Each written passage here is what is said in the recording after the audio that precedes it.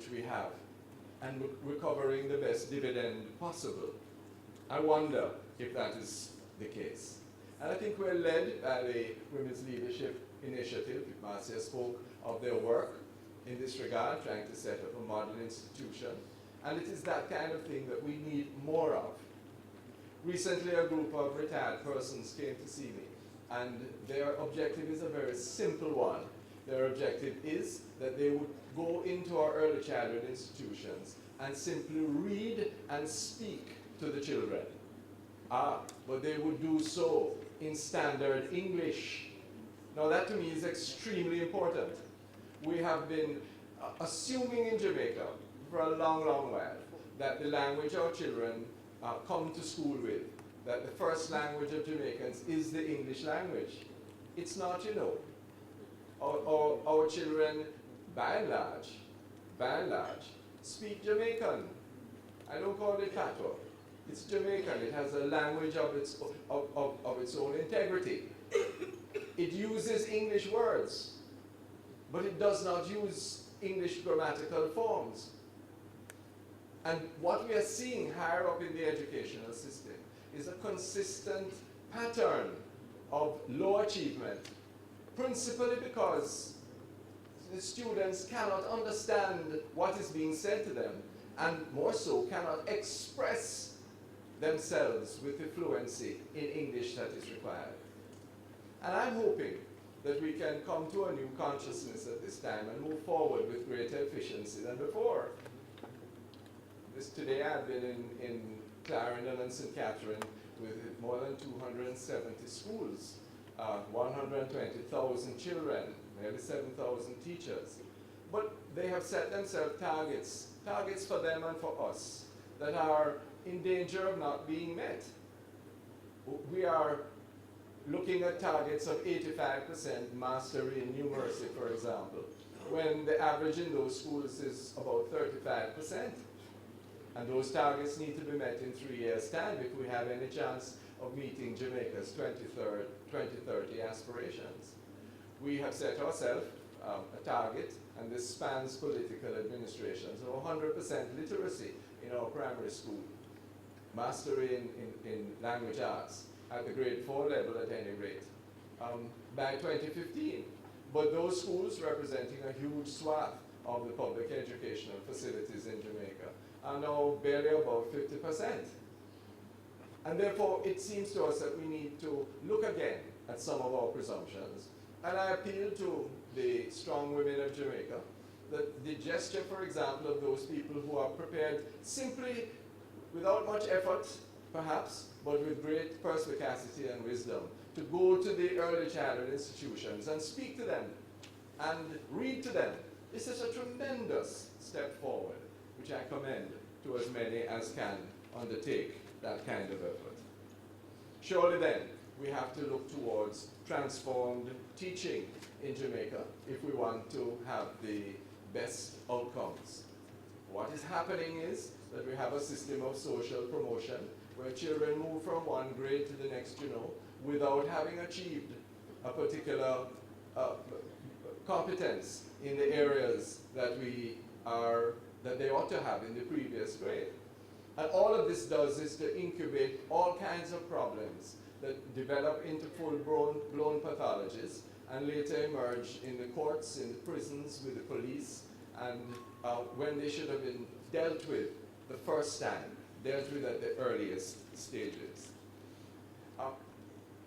What is going to make the difference, do you think, as we celebrate the careers and the generosity of women who have given of themselves in this way? What is going to change the public mores towards family life and responsible personal behavior? Prime Minister Simpson Miller, who holds more political capital in this country than anyone since Michael Manley, expressed in her budget speech recently a commitment to speaking about and being an advocate for stable relationships, for people to control their fertility, for the attention and responsibility of fathers. Yes? We are, as a society, we've been unwilling to discuss these matters, And therefore, when the children emerge, we find ourselves in a position of awkwardness and with inadequate results. What can we say? Many of the endeavors of the institutions here are actually remedial. They are highly commendable efforts, but they have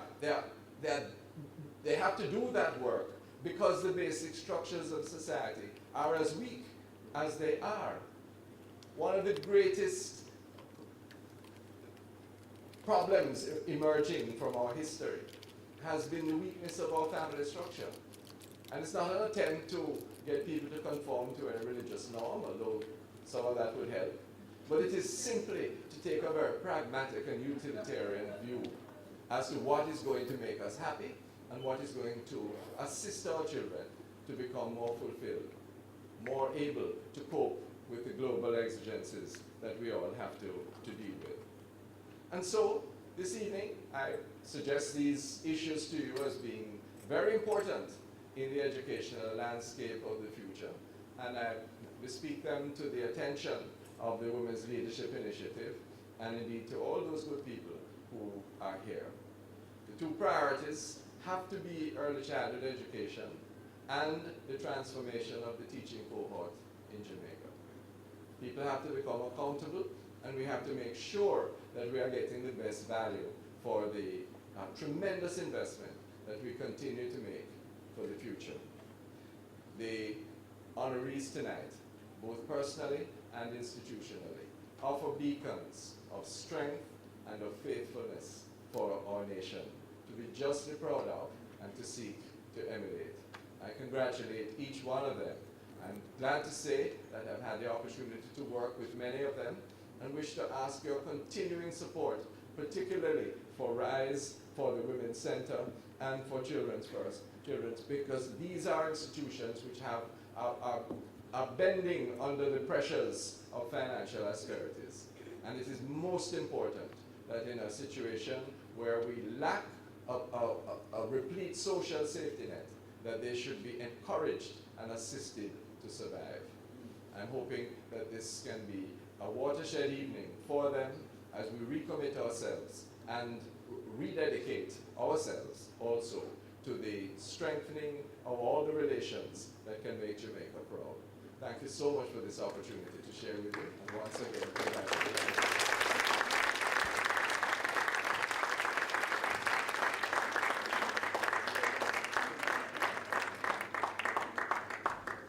A lot of the work that our awardees are going to have done, a lot of folks will look and they would have said to them, hey, that's impossible. But they did it anyway. And so whenever I hear someone talk about something as impossible, that's an impossible dream, I always say, well, whose impossible dream is it? And on that note, we'd like to begin with our very first award. We begin with the woman who steered the WLI throughout its formative years, Pat Ramsey. The year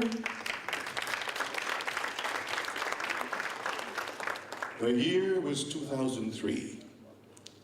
Then United States Ambassador to Jamaica, Sue McCord Cobb, had a vision for a women's organization that would build bridges of cooperation between Jamaica and Florida's public and private sector.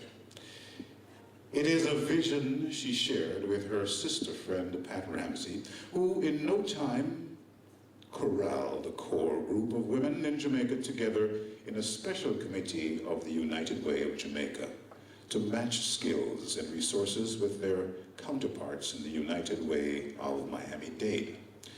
Pat, bolstered by her team of founding members, set about organizing the WLI into a series of well-defined committees dedicated to building bridges of cooperation in developing, implementing, and sustaining projects in health, education, and philanthropy, which contribute to the improved well-being of all Jamaicans.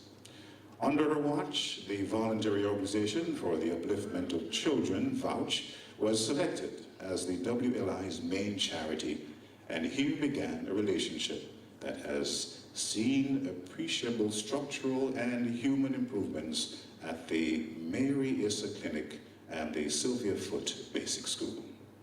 The WLI also made donations to numerous nation-building initiatives and charities.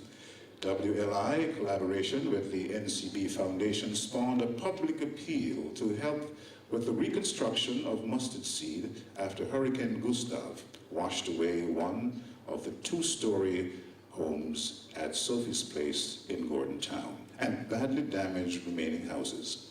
$7 million was raised for Mustard Seed, and many in-kind donations were made. Pat Ramsey also spearheaded the donation of $2 million through the support of the RBTT Bank to the restoration of Martha's house following a fire.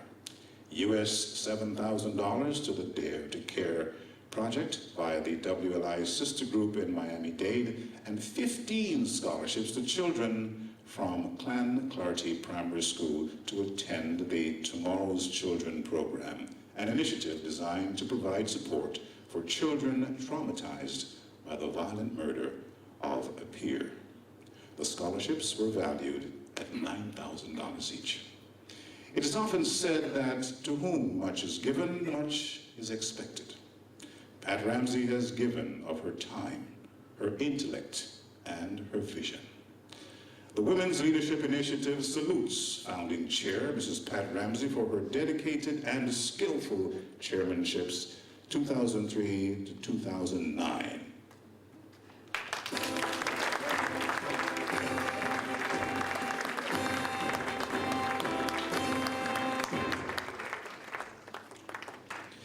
I'd like to invite the two successive chairs, Senator the Honorable Marlene Malibu Fort and Mrs. Marcia Erskine, to present the award.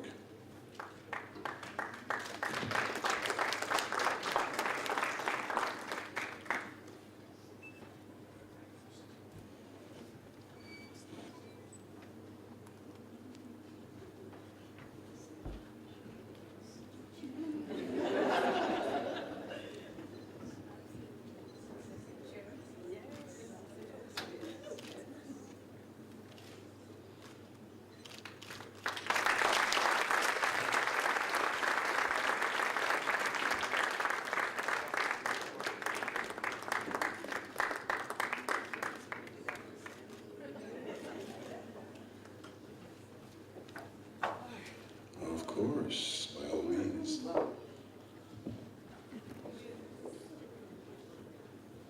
My heart is pounding, and pounding with humility. When I look around, I see so many folks that really share that award. To my fellow awardees, you have also helped with this award. My sisters, WLI, IWF, they're right there. Thanks to you all and our sponsors. And of course, Noel, I was looking around for you. The Costa, our chair of United Way, and his wife, right there. I haven't seen you for a little while. I just want to say, again, thanks, thanks, thanks, and congratulations to my colleagues. Father Gregory, continue to pray for me, okay? I need it. Professor Bonnie Shirley, good to see you tomorrow morning. Thanks ever so much. Thank you again, and congratulations, Pat, for all that you have done and continue to do. Now for the WLI Jamaica 50th Anniversary of Independence Awards. We start with the organizations. Women's Center of Jamaica Foundation. Time was when a teenager who got pregnant would invariably see her life change dramatically, and dreams of finishing school and starting a professional career curtailed. Thankfully, the Women's Center of Jamaica Foundation is working to make that the exception rather than the rule. The Women's Center of Jamaica Foundation, a government agency which operates under the umbrella of the Office of the Prime Minister, is mandated to assist girls 17 years and under who have dropped out of school due to pregnancy. The teen mothers are allowed to continue their education at the Women's Center nearest to them for at least one school term and are subsequently returned to the formal school system after the birth of their babies. The program, which started with one center at 42 Trafalgar Road, Kingston 10, now has 7 main centers and 5 outreach stations island-wide. Committed to the improvement of educational achievement and adolescent reproductive health, Foundation promotes a holistic approach to services and information for Jamaica's youth with a view to improving employability and productivity among our young and delaying unwanted pregnancies. The program for adolescent mothers provides academic classes for pregnant school-age girls in the core subject areas of mathematics, English language, integrated science, and social studies. These classes are augmented by group and individual counseling with emphasis on self-development and a practical skill area, and the young women are encouraged to delay subsequent pregnancies until they have achieved their professional or vocational goals. The girls are not the only ones receiving assistance at the Women's Center Foundation of Jamaica. There are counseling services for baby fathers and parents of teen mothers, skills training for males and females aged 17 to 25 years, a homework project for youngsters 9 to 12 years, confidential counseling for children of any age, and daycare facilities for babies of working mothers. The foundation also runs an activity program at 3 rural centers for children 10 to 18 years old who have either dropped out of school or are at risk of dropping out, and academic and counseling programs for men at risk. The foundation has many successes to its credit, including a decrease in the percentage of birth to teenage mothers due to in-depth counseling at first pregnancy and the ripple effect created by peer counseling by the young mothers in their communities. The Women's Leadership Initiative salutes the Women's Center of Jamaica Foundation, an agent for innovative change and an enlightened approach to teen pregnancy.